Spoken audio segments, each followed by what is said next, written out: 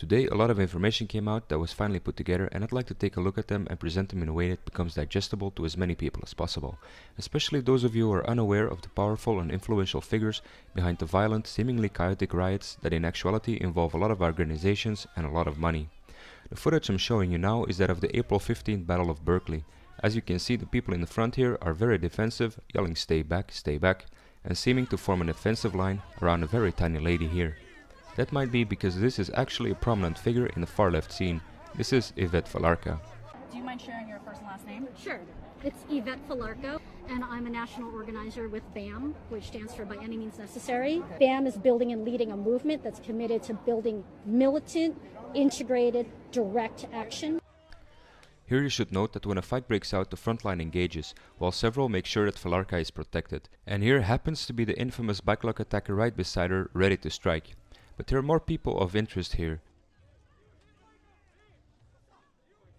These are Mark Airgood, a special ed teacher, Mike Wilson, this is a picture of him posing for a newspaper on a different date despite wearing the same shirt, and Benjamin Lynch, a researcher at UC Berkeley.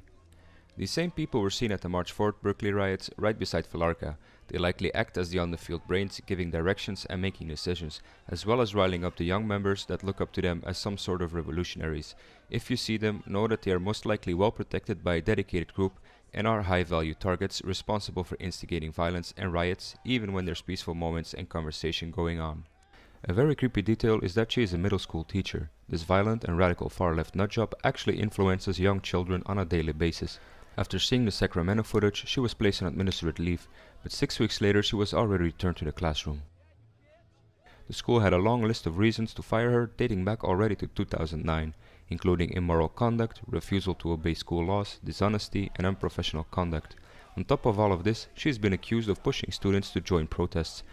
It seems the school doesn't fully support her, and it has been suggested they keep her on the payroll out of fear for her militant group. She came on Fox News to defend the riots disrupting a Milo event a while later. Most people were appalled by what happened, but Yvette Falarka is not among those people. Besides working as a public school teacher in California, she is the national organizer for the Coalition to Defend Affirmative Action, Integration, and Immigrant Rights, and Fight for Equality by Any Means Necessary. BAM is the acronym. Falarka is willing to integrate violence into her political agenda, as you can see from this clip of her disrupting a rally last summer in Sacramento. After seeing her defend riots on TV where buildings were set on fire and people got seriously injured, thousands of people again bombarded the school to demand she would be fired. The school even confirmed that almost no one called to support her. Despite all this, she still managed to keep her job yet again. But is Falarka really as high as it gets? It's likely that she's more a front or a hands-on field spokesperson for what happens behind the curtain. This lady right here is Shanta Driver. She's seen wearing a BAM shirt. She's the founder and national chair, and she has been involved in protesting for over 35 years, back when BAM was actually still called the Revolutionary Workers' League, a Trotskyist group, whereas in recent years BAM tries to profile itself just as a civil rights group. Shanta is an attorney in a Detroit civil rights and labor law firm who has made good money out of affirmative action lawsuits. Besides BAM, she also leads the UEAA Legal Defense Fund, which provides legal support for activists. It means that they are the legal and financial support whenever BAM members or other activists are arrested and prosecuted, ensuring that they can act virtually without any worries for legal repercussions. But this is where it gets even more concerning. On the page of their donors, they boast a bunch of groups involved in education.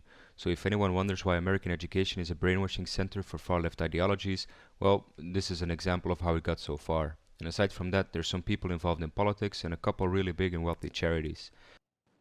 Now, most people that have heard of BAM perceive it as an insignificant group of rioters, but what they lack in size they make up for in political, legal, and financial reach. It's safe to say that BAM is only one of countless such groups that need to be considered far more dangerous and influential than we give them credit for. Although it is good to focus on the useless idiots like Moldilux, Bike Luck Guy, and other violent radicals in the forefront to make sure that they are identified and prosecuted, it is unwise to let that chaos distract you from the real danger, and that is people like Falarka and other communist instigators that continue to persuade young malleable minds to join their cause. That cause often seems noble and one-dimensional to younger people, but to young people just becoming an adult and dreaming of changing the world and finding some vague dark establishment, it's easy to get lost in this fantasy of revolution, to get infatuated with the aura of a mass group with a cool logo, fighting who knows what great cause, and to start idolizing these passionate personalities to the point of ignoring the damage and bloodshed they actually cause. There's websites out there of ex-members of this group that claim it operates as a cult, and it's even more harsh to its members than to its enemies, but I won't get into that in this video. This was Stop Reset, and as always, all the sources I used are in the description below.